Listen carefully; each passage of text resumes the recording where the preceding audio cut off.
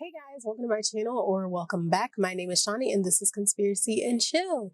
Today we're going to be talking about the first episode of the second part of American Horror Story double feature, Death Valley, and I'm pretty sure the episode was called Take Me to Your Leader. If it's not, I'll correct myself in the title. But before we get into it, make sure you guys are subscribed. If you're not, you won't know when I post, and make sure you turn on notifications so that you know every time that I post and you're here early. So yeah, let's get into the review. So the episode starts off in 1954 in Albuquerque, New Mexico. We have a mom cooking dinner. She turns on the record and it's playing That's Amore by Dean Martin. That's a bop. And she's doing the typical 1950s housewife thing, getting ready for her husband to come home. She looks out the window and her son Timmy is playing in his little fire truck, just, having a good old time as children do. And she warns him that it's almost time for him to come in for dinner because his dad will be home soon. And he's like, oh, Mom, it's fine. It's whatever. I just want to play some more. And as Mom, who we later learn her name is Maria, is cooking, the lights start to flicker in the house. And as she looks outside, there is a twister or dust storm, as Timmy calls them, dust devils. They're two like tornadoes going at the same time. And she starts, kind of panicking and telling Timmy to come in. The lights start flickering some more. The record begins playing backwards. The clock goes backwards. And Maria is pretty much like in a trance. She looks out the window again. The tornado is picking up pace. Timmy gets snatched up and Maria is just holding on to dear life as she's almost pulled outside. Maria is like yanked up into the ceiling and everything knocks over. I pointed out in my theory video about like the little tin soldiers and stuff. Those tin soldiers belong to little Timmy. There's also a die that had, well, a domino, not a die. It was a domino that had the number 4 on it. I don't know if that's significant, but I'm just going to point that out because it's something I did notice. And she hears the phone ring. She picks it up and it's Timmy. He's like, Mommy, don't be afraid. It's okay. So then Timmy comes into the house as the storm is like going crazy outside. And he's like, take my hand, Mommy. It's okay. And she takes his hand and whatever. So then we cut back to the husband pulling into the driveway. I noticed that his license plate said the land of enchantment, New Mexico, which I guess that's the motto for New Mexico. Might be an interesting point of why the aliens are approaching or coming to this area. It is the land of enchantment. Maybe that's significant. I don't know, but are there coincidences in American Horror Story?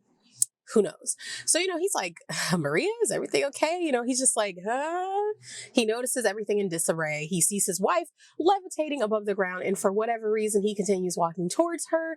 And with the snap of her wrist, she blows his head up. And I was like, oh my goodness. So we got really good into this first episode. It was already juicy. And that's like the first 10 minutes. So after that, we cut back to President Eisenhower. He is in Palm Springs, California, golfing, and he's talking to the other men with him. And one of the secret servant agents is like, Mr. President or whatever. He's like, it's Ike, just call me Ike. And they're pointing out how, he tries to be super laid back, but nobody really sees him as laid back. Everyone is just like, whatever. And an agent comes over and tells him there's been a crash. We don't know if it's one of our aircrafts, but we need you to come check it out. So obviously he has to go to New Mexico or wherever to see this crash. And he goes back to talk to his wife, Mamie, played by Sarah Paulson. And she's like, you're a terrible liar. And he's like, it's fine. I just have to go see a man about a drill and we'll get over it. So he ends up going to the crash site and they pretty much confirmed that the vehicle, no, that's not the right word. Basically, the spacecraft does not belong to China. It doesn't belong to Russia. They thought it was like spies or something like that. And it's not from the Boy Scouts. And they see, and he's like, oh, mother of God. And they're like, oh, we think we have a childlike body that we recovered. And, everything's a wreckage. It's like a big old UFO just destroyed. And they talk about the radiation levels and stuff like that. And as they come over, they're like, there's something else you need to see. And it's no other than Amelia Earhart. And they're like, oh my God, like what? She has all these marks on her back, played by Lily Rabe, of course. They end up taking her back to the base, to the hospital on base, and they're checking her. And Eisenhower is like, who are you? What's happening? Like what happened to you? Because remember, Amelia Earhart, Okay, I noticed this in my other video. I keep saying Earnhardt. I guess it's the Southerner in me trying to make her a relative of like Dale Earnhardt or anything like that.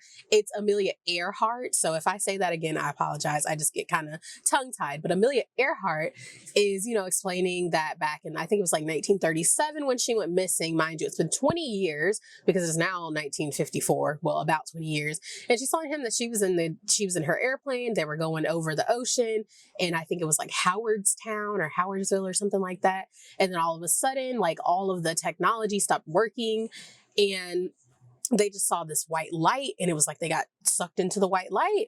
And she said the people were like, well, the creatures were like, we're not going to hurt you, but they still poked and prodded her with needles and things and inserted things in her. And that's how she got the markings on her back from them, poking her with needles. And, Eisenhower's like, who? Like, huh? What do you mean? And as he starts questioning her more about the who, she's like, who are you? Like, what are you talking about? And it's like it was like her mind was washed. Like at that moment, she like snapped and she's like, who are you? Like, what are you talking about? You're not the president. Roosevelt is the president, because obviously she's been missing for like 20 years.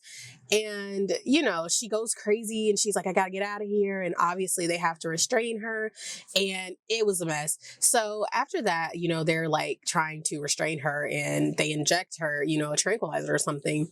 They end up telling the president, he's like, have they started the autopsy on the body yet? And they're like, we're about to. And as he's going to like, he's talking to them about Amelia Earhart, and they're like, do you know who she says she is? Like, that's impossible. Like, she would be in her 60s. She's still in her 30s as she was, well, her 20s, 30s, 50s. I don't know. Well, her 40s. She would have been in her 40s. I don't know how to count, obviously. And they said that she's 2 months pregnant. That's going to come in handy later.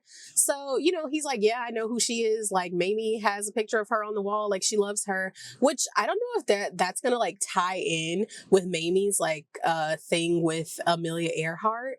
I feel like there might be, she might be convinced to do some things because she likes her so much. I don't know yet. But anyway, as one thing I did notice as Eisenhower is talking about this, he's rubbing a picture of a little boy, like a little, maybe toddler, maybe like early, like 5-year-old, 6-year-old, maybe type kid picture that he's like rubbing. So I'm assuming that's maybe like his child or something that is probably dead. I need to do some more research on Eisenhower. That's something I'm going to do later because I do have another theory video about the trailer for next week that'll be out soon. But as they go to the room to get started to watch the autopsy, they're standing outside and the 2 doctors are in there with the little body and they start cutting off the chest plate and they notice that there are no organs inside. And obviously it's an alien. It's not a kid as they thought. And they're like, okay, that's kind of weird. Like, there's no organs, and they decide to cut deeper into it. And as they do, a freaking face hugger type creature just latches onto the doctor's face, and the other doctor's trying to get it off. And, Eisenhower's like, help this man. Next thing you know, heads are blown off and everybody's going crazy. All the agents, all the other like soldiers or whatever in the building, like all you see is heads just exploding as they're going down the hallway. Eventually we get to the scene that was in the trailer with the possessed alien lady, who we learn is Maria, the mom from the beginning. And she's like, hey, Mr. President, listen. He's trying to make an agreement with her. He's like, we'll do whatever you want. Like, let's just, and she's like, no, this is what you're going to do. You're going to help us and you're going to let us do what we want to do. So yeah, that was pretty, meta way to like start the episode. It was really like, I liked it. Like, honestly, that's just the first half of the episode, with us being in the 1950s. I really like that. Like, so far, I really like the 1950s type of stuff. Like, I don't know. It just really got me into it. And I'm not really someone who likes, I don't really like media about aliens and stuff. It's not really my cup of tea, but I'm enjoying this first half so far. So then we're going to go to the second part, which deals in the present day. So after that, we cut to the present day and we meet our 4 present day characters who are Kendall, Cal, Jamie, and Troy. They are 4 21, 22-year-old friends. They're in college, and each of them is introduced with like these little FBI type like profiles of each of them with information, which I think is kind of cool because obviously from what the trailers say, they're probably going to be experimented on. We already know what's going to happen, which, it's a case file. So I thought that was kind of a cool little addition. But they're kind of talking about their woes and everything that's been going on with them. It mentions that Kendall is dealing with a parent with cancer. We have Jamie, who's getting over a bad breakup. Troy and Cal are newly in a couple, and Troy kind of talks about things with like his Jewish upbringing and, being with Cal, who isn't, all those kind of things. And one of the things that comes up is Kendall talks about her relationship with one of her professors, and she calls herself like a Luddite.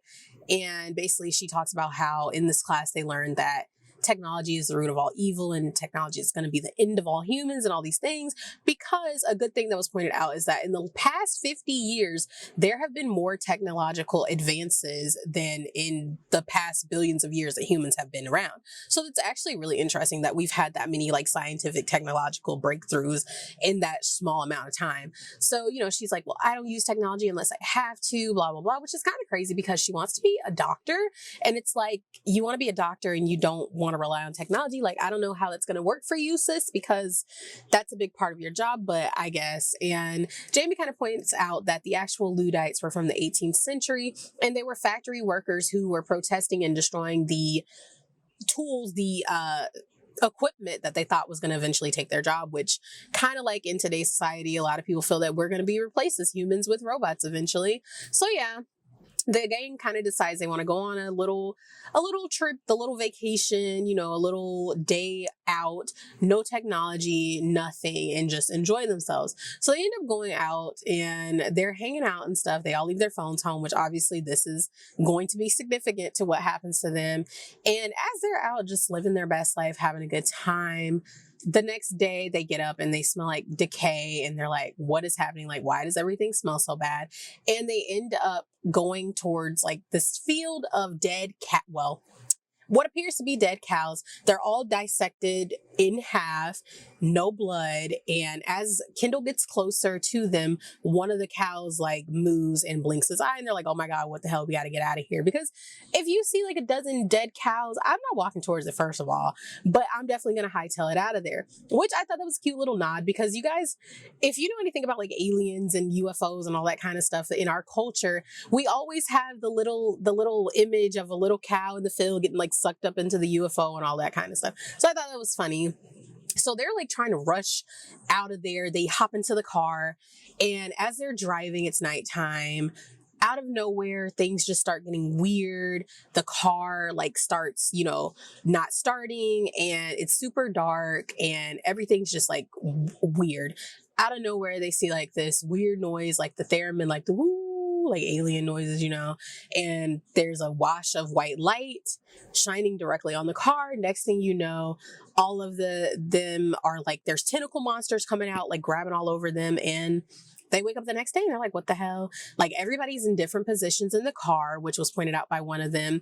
And Jamie is like wandering in the middle of the road and almost gets hit. So they go home and they don't know what the hell happened. They're like, this is crazy. This is insane. And as they get home, we cut back to everyone at home. Kendall's on the phone with her professor boyfriend, and she's kind of explaining what happened. He's like, oh, you have to rely on technology, blah, blah, blah. And she's like, can I just, use my mom's computer so I can Google my symptoms and see what the hell is happening to me? And he like shames her for it because he's a pompous asshole, so we've already seen. And she calls up Jamie, like her and Jamie are on the phone, and Jamie's like, I feel sick, you feel sick. Kendall's over there in the bathroom throwing up. Jamie's, sick drinking water. And she's like, I've only felt like this once before. Obviously, Jamie had a pregnancy when she was 19. And she's like, but I know it's impossible, because one of the things that was mentioned at the dinner scene was Jamie was hooking up with this dude, and she has a jizz allergy apparently. And Kendall's like, well, I can't be pregnant because I'm on birth control. And then we cut back to Cal and Troy, and, they're feeling sick too. And, Troy is like, Cal is convincing Troy, like, maybe you got this, like, this infection that you get from eating butt, like, because I did that before, like, and I got it's like Giardia. And he's like, huh? It was a weird scene, but he's like, I don't think that's it. So Jamie comes over to Kendall. She's got pregnancy tests, and they start taking the pregnancy test, and they're like, now, how did this happen? Kendall's boyfriend, the professor, he's like, well, maybe the guys roofied you and did something to y'all. And it's like, they're two gay men. I don't think they would do that, but, and they're both like, well, let's take these pregnancy tests. And they come back positive. And they're like, well, that's weird. And Kendall kind of says, like, it's aliens. And she mentions Barney and Betty Hill, which I want to do a video about them. They are one of the most known cases when it comes to alien abductions in America and stuff like that. She also brings up Amelia Earhart because a lot of people assume that Amelia was taken by aliens. There's another theory about Amelia Earhart's disappearance that I've seen that has a little bit more credence to me, but if you guys want to see a video about that, let me know. I can do that. And so the boys come over and they're like, what's going on? And she's like, take these pregnancy tests. And then Jamie's just like, girl, these two men are not pregnant. And they take the pregnancy test. And of course, all four of them are pregnant. And like I said, Kendall is just like, we got abducted by aliens. They wiped our memory. Duh. Everybody knows that. And Jamie's just like, girl, shut up. Like, that sounds stupid. So that was the end of the first episode of Death Valley. I really enjoyed it. It was really good. Honestly, I'm just hoping that this part of the season is it keeps the momentum. I hope that it's like a broad story. I know we're only going to have 4 episodes, which is sad, but I'm really just hoping that it's decent. Maybe, I don't know, could we have just done 5 episodes split for each part? I don't know, but I like it. And as I said, I'm not someone who really likes alien media and all that kind of stuff. I don't really care for aliens and vampires or any of that stuff. Honestly, that's not my cup of tea when it comes to horror, but I am interested in the stories. I love a good old American Horror Story season that delves in the past. I think it's because I'm a history buff. Maybe, I don't know, but I really liked it. I really enjoyed it.